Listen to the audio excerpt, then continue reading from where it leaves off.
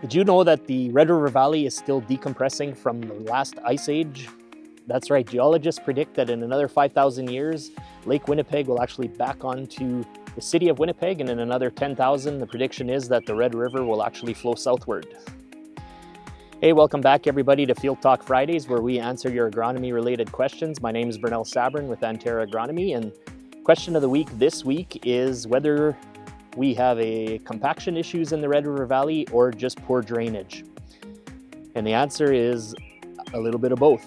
So we're on some heavy clay soils out here that are high in magnesium, which cause a lot of swelling and shrinkage. So when it's dry, we've got these big cracks in the ground. When it's wet, we hold a lot of moisture. So what kind of problems does that cause? Well, water does not infiltrate in our soils very fast. So one of the problems that we deal with is excess moisture here in the Red River Valley. Being on a flat clay floodplain, that water, first of all, doesn't have anywhere to go, and it moves very slow. So what happens is we tend to get in May, June, excess moisture that causes these soils to get waterlogged. I mentioned that the shrinking and swelling, they act like a sponge. They swell right up with moisture.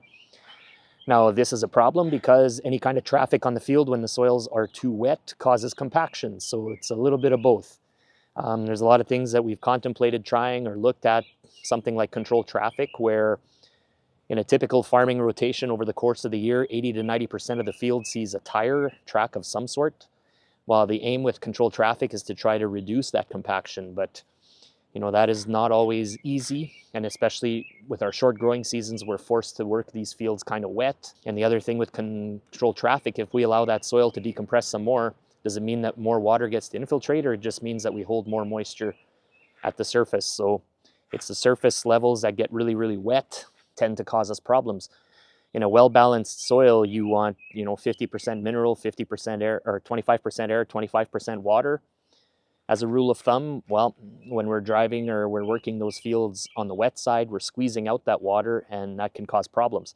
I mentioned a lot of rainfall. In May, June is when we typically get most of our rainfall. So another problem that we have in the Red River Valley is it all tends to fall really early, but then we tend to run into shortages in July, August when grain is filling, and we don't get these regular rains like we do earlier in the season. So part of the goal is to try to get more water to infiltrate into the soil so that we have it for later.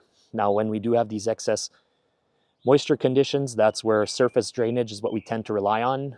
We were sitting on deep, heavy soils that the water may only infiltrate a half an inch a day at most. So that makes tile drainage a challenge in terms of saying, what is the right spacing because of these fine soils? How do we keep the tile clean? Do we have enough slope to keep things moving?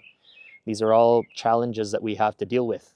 One of the things that we're trying this year is we've invested in our Antara weather network, because we've invested in 4-foot soil probes that measure soil moisture at different depths throughout the season. So we're trying to get a better understanding of how crops, how much rainfall actually makes it into the ground and gets stored for later, how much rain is actually, or water is actually used by the different crops that we have. So we're looking forward to a lot of very interesting data being collected this year to help us decipher this puzzle, to say, okay, what can we do that will allow more water to infiltrate into the soil so we have it available for the crop later in the season. If you're interested in this, follow along on our socials. If you want to know more about our weather network and what we're doing with it, check out our website. Please like and subscribe. Check out the rest of our socials. If you know of other producers, chances are, that are interested in this type of information, please share this content with them. Forward it along, help us grow the channel. And if you've got agronomic questions of your own that you would like us to tackle, leave them in the comments. We'll catch you in the next video.